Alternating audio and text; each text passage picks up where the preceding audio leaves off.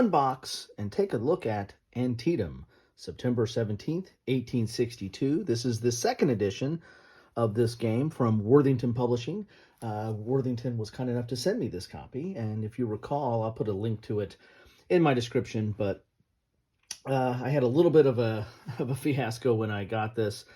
The original version of this, the original second edition version that I received in the mail, was a casualty of war here, as you can tell. Took a beating pretty mightily in this endeavor. I don't think any of the contents are messed up, so anyway, but I wanted to do a proper unboxing of this game, and Grant Wylie, who's the proprietor of Worthington Publishing, sent me another copy. So I really got to thank Grant for this and for the follow-up, the second edition of Antietam, because I really want to explore this series. This is the first in the series. The series is now called, as you can see from something, spoiler alert, something else I'm going to be covering very soon here, the 7 days, is in this series, and this is volume 3 in the Civil War Brigade battle series. So this was the first in that series.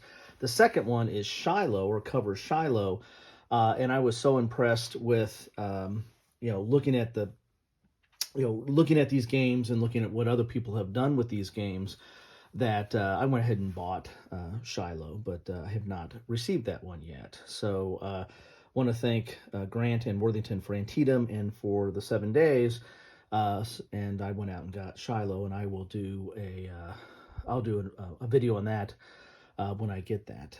I'll probably end up doing 7 days battles first, because I have that in my hot little hands. But I'm ahead of myself. Let's talk about Antietam and this first entry in the Civil War Brigade battle series. Take a look here on the back here of the box. You're going to see a map here, or at least a high-level view of the map. You're going to see the counters, and what this says here: refight the bloodiest day in American history with this classic hex and counter game. Each infantry and cavalry piece is a brigade with each strength point 100 men. Color boxes surround the strength, showing morale of green, veteran, or crack unit.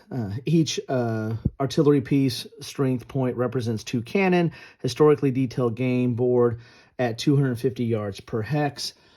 Based on extensive research of the order of battle, the counters accurately reflect the armies of North and South. This game will provide countless replays and hours of enjoyment to historic buffs trying to see if they can recreate or change history. Now, I like covering...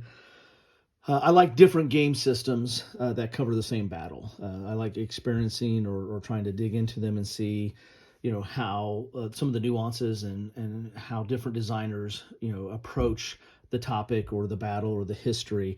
And this is an interesting battle, and so I was interested in seeing how they approach this. I have a few games on this, not a lot on Antietam, something I need to get more into. This one, though, looks like it's more of a, for lack of a better term, maybe entry game into Civil War and Antietam. It says 2 players. It's 4 out of 10 difficulty, ages 14 plus, and victory within 3 to 6 hours.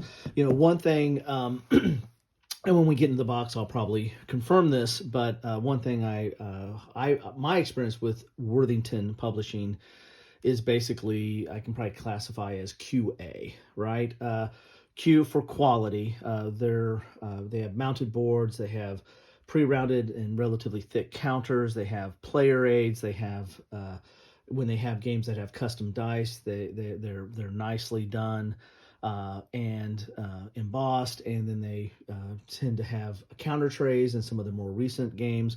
So there's just a full aspect of quality. And the A doesn't stand for assurance. It stands for accessibility. I find Worthington games, for the most part, are not overly complex. They tend to deal with games or publish games that are on the lower end of the complexity. Not necessarily simple games, and definitely a lot of gameplay there and a lot of thought process there. They're not something that, it's like crusty grognard should thumb their nose up or kind of consider, oh, that's too simple. Definitely not that. There definitely are. There's definitely complexity and definitely simulation value there for the topics they cover, but they tend to be a little bit on the lower end of that scale. Like this one here is 4 out of 10 difficulty. I would say a lot of their games kind of fall in that scale, and I think this Civil War Brigade Battle Series, this is right here, Volume 1 in the Civil War Brigade Battle Series. I guess this is the second edition, so it has that on there. This series, I think, is meant to be somewhat of an introductory series into Civil War games and battles of the like. I like that about Worthington games. They're not overly complex. They have the rules are relatively concise and straightforward. You add that to the gameplay or the quality of the components. They're very attractive and, as I said, very accessible. So I tend to put them in my QA category: quality and accessibility. So let's get into the box and see if that assessment matches up, right? So I'd like to know your thoughts on that.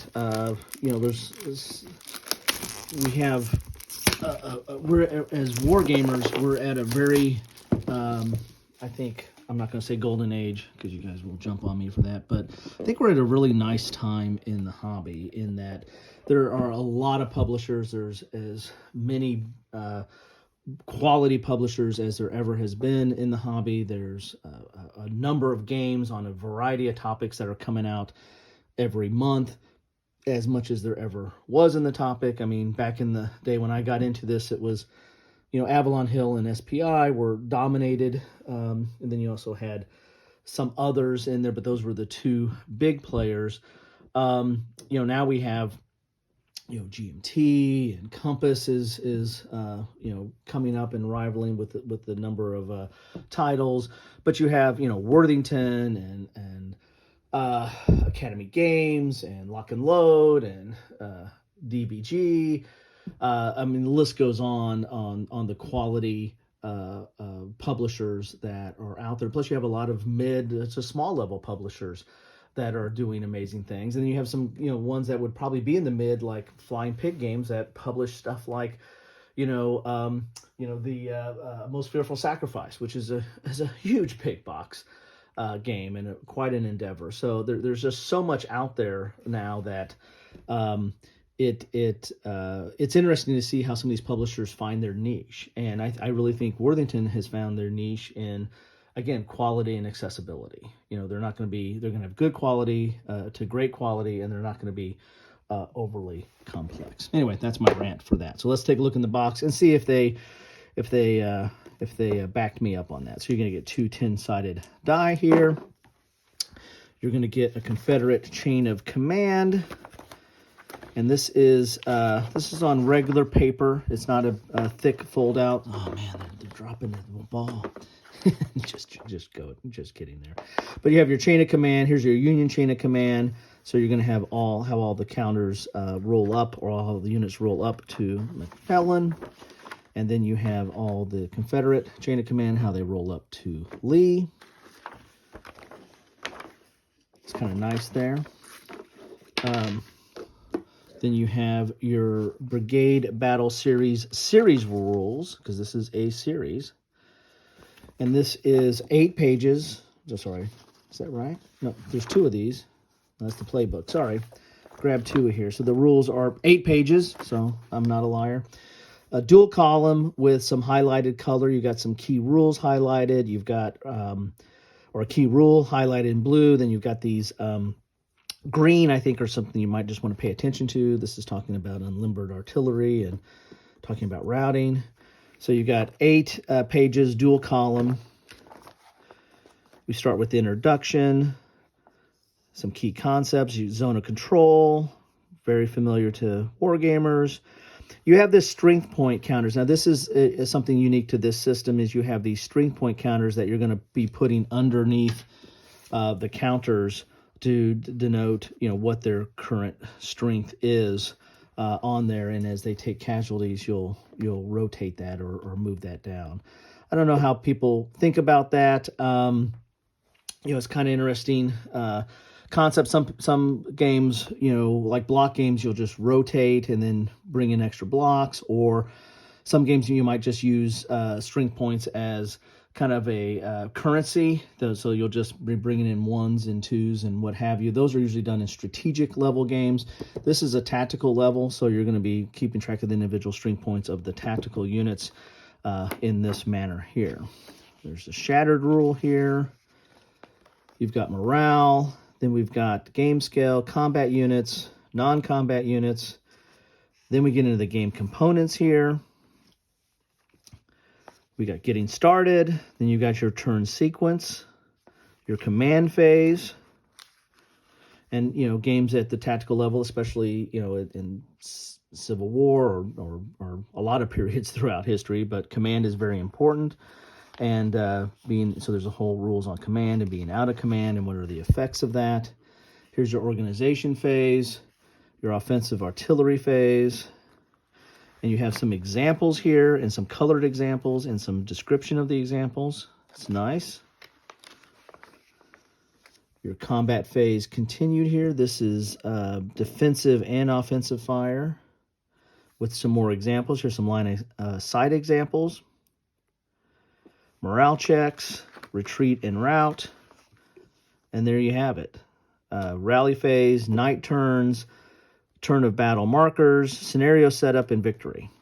So eight pages of rules. As I said, not overly complex. Here's your playbook. And this is, again, 8 pages. And on the back of this, you have some key charts here. You're going to have your movement chart, morale chart, fire range chart, combat results table here. And this have some scenarios. It looks like you have... Looks like there's 4 scenarios here that come in here. Here's your morning attack, Bloody Lane, a very pivotal point of the Battle of Antietam, Burnsign Bridge, another one of those. And then this is the full battle. So scenario 4 is the full battle. And it's going to have some more special rules and the like. And there's a section here on strategy as well. So that's kind of nice. So this is basically your scenarios, or your setup for your 4 different scenarios, which the 4th one being the entire kit and caboodle. Then we have some play rates here that are thick. This is on very thick paper or stock, and you have that same chart that's on the back of the playbook: movement, morale, fire range, and combat results. And then you're going to have your terrain, Antietam line of sight blocking terrain. So you have your movement, terrain bonus, blocking line of sight, and then the depiction or image of the terrain itself. You're going to have 2 of these for 2 players. So each one can have one of those. Very nice. Then you're going to get into the counter. Here's those strength point markers here. There's several of those because, they come. See how easy they come out? I'm just lifting this out and they're popping out. Again, I like that. I'm not really a counter clipper. I do some, but not definitely don't do all my games. I only do the ones that I really feel need it. And these you don't need it because these pop right out. They're pre-rounded and they're decent thickness there.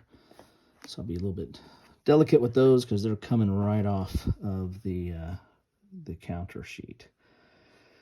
Here's some more of your strength point markers. Then you've got fired. So these are more administrative, dismounted. So this will be your mounted units when they're dismounted, marking them such. These are double-sided, as you can see. Then we get into some of the Union forces here. And you have a casualty markers here in the hundreds to tens to 1. That might be for maybe for a victory condition or the like. I wonder if there's a chart on the board itself. But very nice, very clear. And it has the silhouettes of the units. And they're double-sided, as you can see. And again, pre-rounded, and these are going to come out very easily. And here's your Confederate forces. There's Lee. You have some out-of-command markers here, administrative markers, and then you have the Confederate casualty administrative markers, and then a turn marker there. And again, these are double-sided. Then just putting that down, Sanders, one of the Sanders units just popped right out. Then you have a mounted board. So let's take a look at that. I might have to pop up for that one. But very nice mounted board here.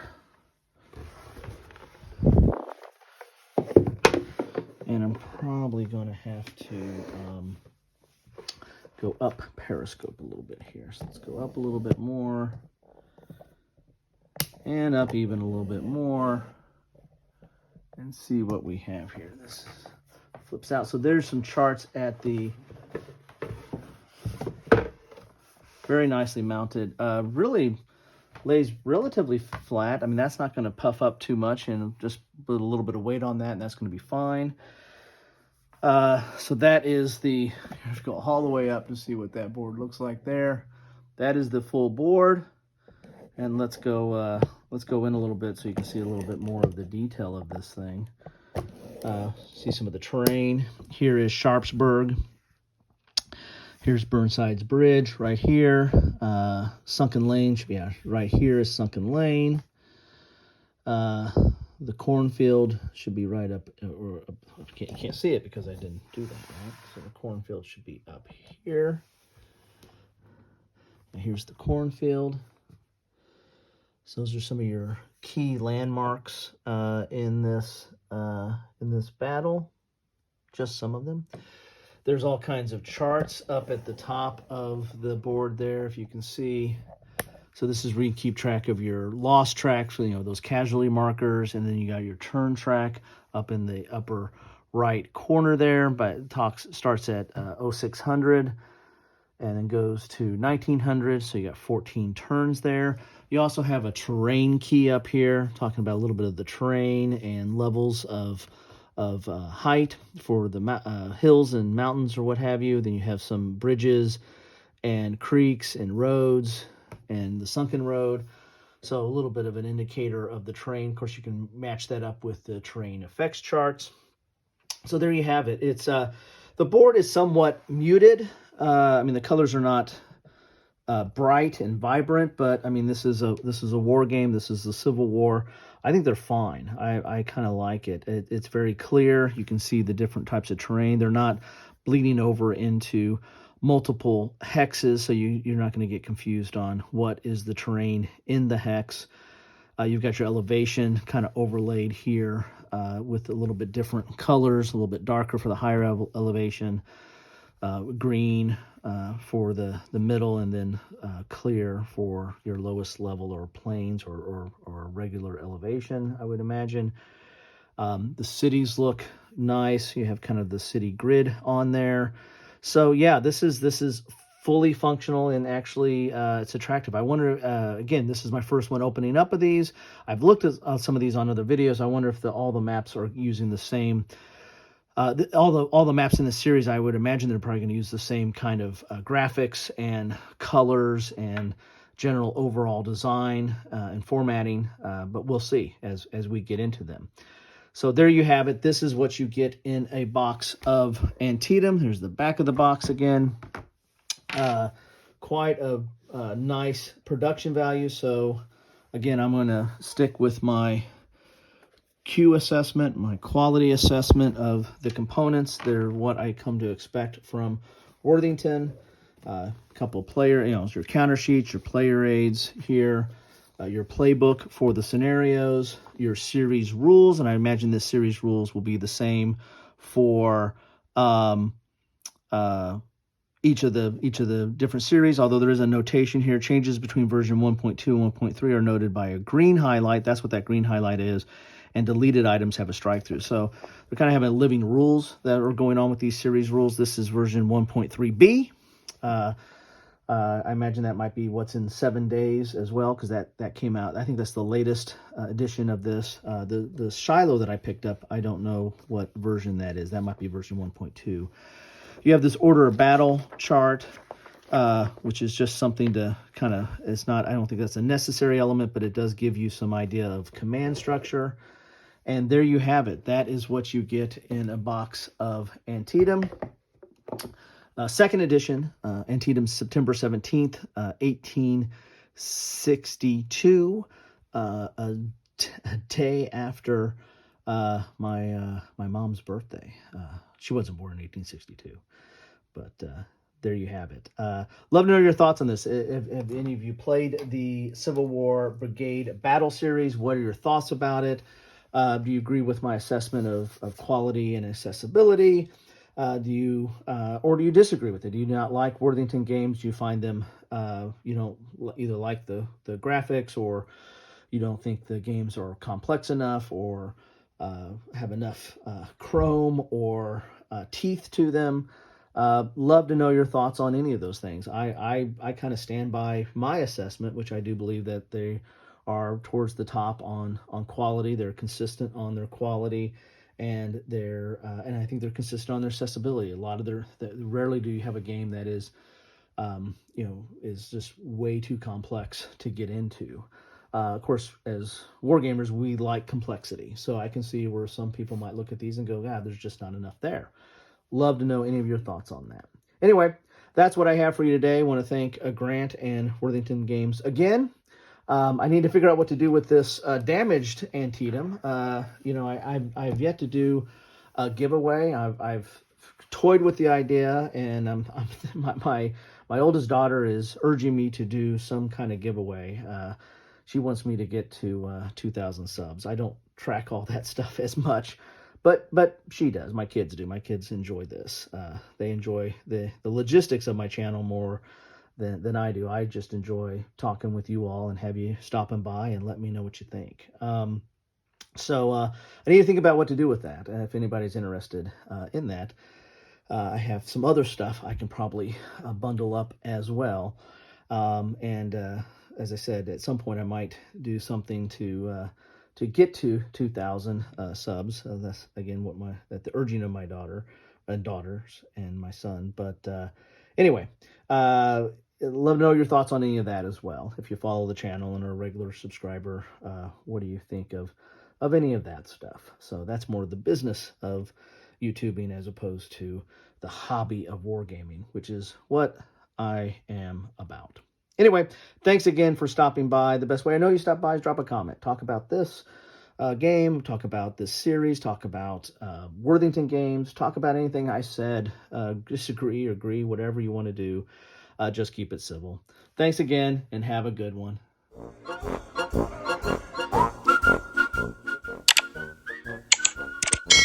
Thanks for watching.